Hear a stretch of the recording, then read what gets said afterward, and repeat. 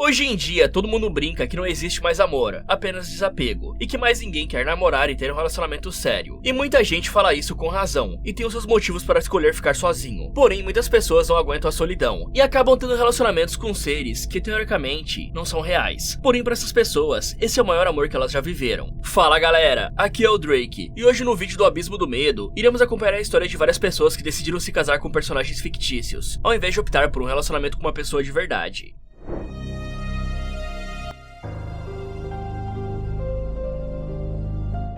No filme Blade Runner 2049, o protagonista chamado Kane, interpretado pelo Ryan Gosling, vive uma vida solitária em um mundo distópico, mas ele encontra consolo em Joy, uma inteligência artificial criada pela corporação Wallace. Ela é especializada em atender às necessidades emocionais dos clientes, só que apesar da Joy ser uma IA programada apenas para agradar, ela demonstra ter características que sugerem emoções e personalidade própria, o que torna ela mais real do que deveria ser, podendo ser confundida com uma pessoa de verdade. A Joy é exibida como um holograma que pode se mover pelo espaço onde está projetada, e também interagir visualmente com os objetos e pessoas, porém sem conseguir tocar neles. E mesmo que o filme se passe em uma outra realidade no ano de 2049, atualmente esse cenário parece estar mais visível e próximo do que nunca. E na verdade existe um homem na vida real que se casou com um holograma, mas teve a sua relação interrompida depois que a empresa descontinuou o serviço. Só que antes de contar toda a história dele, precisamos entender melhor o que leva alguém a decidir abrir a mão de se relacionar com uma pessoa de verdade, para então entrar em um relacionamento com um personagem fictício. E conforme esse fenômeno se tornou cada vez mais estudado e documentado, os psicólogos e psiquiatras criaram um termo para descrevê-lo, chamando de fictossexualidade, que basicamente é a combinação das palavras de ficção e sexualidade. Esse termo se refere à atração romântica, emocional ou sexual por personagens fictícios, como aqueles encontrados em livros, filmes, séries, animes ou jogos. Já as pessoas que se identificam com os fictossexuais frequentemente desenvolvem conexões profundas com esses personagens, se apegando emocionalmente a eles, da exata mesma forma que alguém está apaixonado por uma pessoa de verdade. Mas ao contrário do que possa parecer, uma pessoa não se torna fictossexual